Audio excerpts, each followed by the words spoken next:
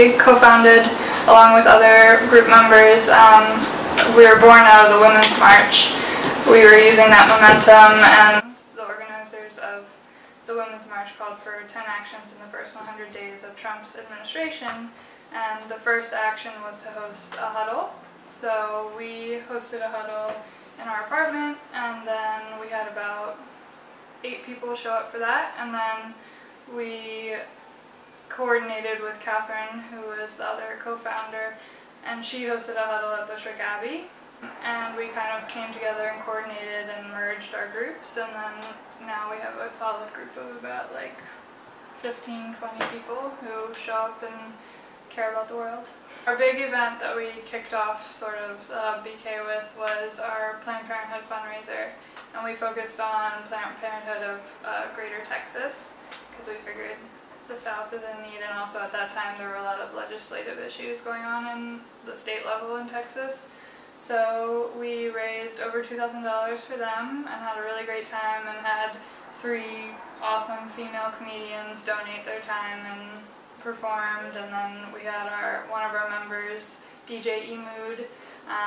She DJ'd the rest of the night, and we had a fun dance party, and ever since then, like, her career as a DJ has taken off, so it's just like a great culminating point. And then from that, we kept the momentum going, and throughout the summer we did voter registration drives for the local elections coming up, and then we also did a Puerto Rico fundraiser for hurricane relief supplies, and we're going to actually get someone from our group to go down and hand distribute them because there's such a backlog of like the supplies that people have donated that aren't getting out to the people that need them. It's like the really core idea of the hub is like, as a group, what resources can we pull, and like how can we use our networks to really make an impact, and like having that group come together and really collaborate to make these events happen has been really great. Okay, I think one unique thing about the HUBBk is that we're all friends and we make it fun, so it makes protesting energizing and inspiring, and we're with people who are willing to devote their time and resources, and when we have meetings we bring beer and chips and fruit, and we all share sort of a potluck dinner together every meeting. And when we were protesting women's reproduction rights, we're having a dance party till 3 a.m. And to raise money, and these kinds of things I think bring people together over what they care about in a fun way, and so it creates community and initiative or more activism that seems very achievable versus how do we overthrow the government. Bushwick Abbey is a church in Bushwick, and it's a very liberal church. The woman the vicar? She's a vicar. Yeah. She is a queer social justice activist and mother, and leads this really awesome congregation. And so they've been really supportive of our group and donate their space to us and then to other NGOs and community initiatives also. So there's the May Day has a space there. They have Arabic for social justice classes. They open their space up to other NGOs like the Muslim Women in Sport group meetings. And so it's whenever you go in there, you meet all these people who care a lot about the world.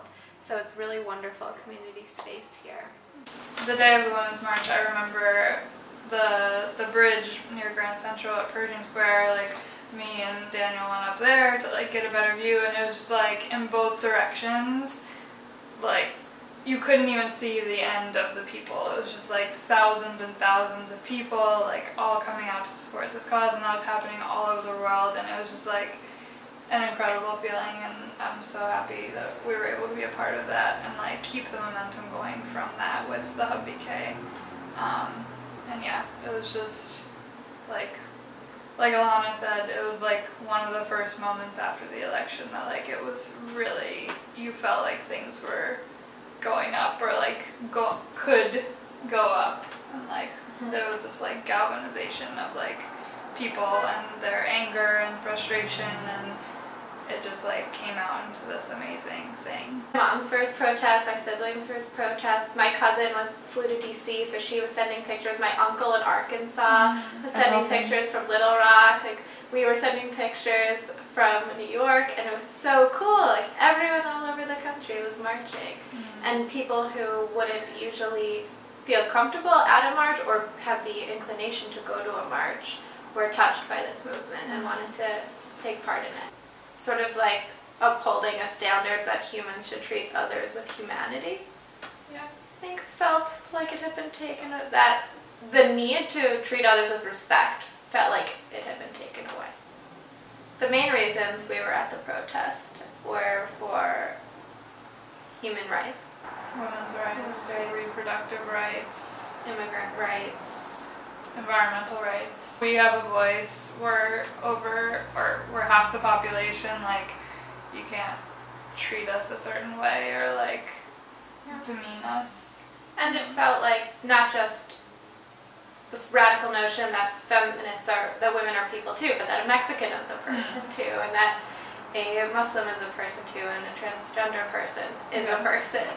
And there were massive groups being discriminated against, and so we wanted to be a part of having millions come together and say, this is not right. I think it felt like some really stupid person had a ton of power, and we were powerless. So we wanted power in numbers. And we decided that the HUBBk's function would be to support existing groups and to gather people in a fun way around what could be more depressing topics. What we would do, we have dance party and karaoke fundraisers and community dinners, and have people come together around really fun activities to raise money and raise awareness for causes. And we have a refugee dinner coming up that we've partnered with the organization Purpose and UNICEF. It's an international campaign that they're doing where people are just opening their doors to refugees and also non-refugee community members and just bringing them together to break bread and break barriers. So it's a really nice idea, and that kicks off this weekend. Hopefully just have people share stories and share any resources they may have. It's also like a way for refugees to network and figure out how they can integrate more or find out about job opportunities or like connect over social issues that they care about and how they want to get involved. Actually, I work for Purpose, which is a social change consultancy firm. We work on a lot of different projects, developing strategies and campaigns for everything from foundations and companies to nonprofits and NGOs. And I'm currently working on the Refugees Welcome to Dinner project. It's an initiative led by UNICEF, and we've partnered with them and groups like you at the Hub to work on this dinner series that basically brings together people of refugee and non-refugee backgrounds around a table to break barriers and just kind of get to know each other as neighbors in their community. And tonight we had a really amazing event at the Bushwick Abbey here in Brooklyn.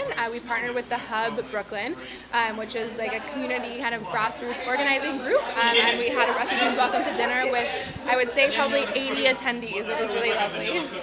So I think the Women's March, the day after inauguration, and everyone flooded to the streets, and it was really beautiful. And then I think at the first huddles we had, there were maybe 50 people total, and now it's 10 very consistent people. And so I think part of it is exhaustion, maybe some people found other things they want to get involved with, and I think part of it is that it gets normalized and people are busy with their standard social lives and work lives and such. Personal issues and because really human rights and people's lives that are at stake here. And not that throwing a dance party for Planned Parenthood is going to save lives, but I think it's a really accessible and I don't know, not asking much to participate, and like it's fun. So it's just like, yeah, I feel like we offer a way for people to get involved that isn't like asking a lot. You'll have fun and you're supporting a great cause. Exactly. We have a really good impact here in Bushwick, Brooklyn, and sometimes we'll reach into Planned Parenthood of Greater Texas or Supply Drive for Puerto Rico, but that we are utilizing our resources in our community here and helping to bring them together, continue working with other organizations to support their work with each event, that there are thousands and thousands of nonprofits, and our intention is not to add or replace that. One is just to say, we have a motivated group of passionate feminists. How can we help? Yeah. These are from all the protests that we've been to. All the walls have got to go!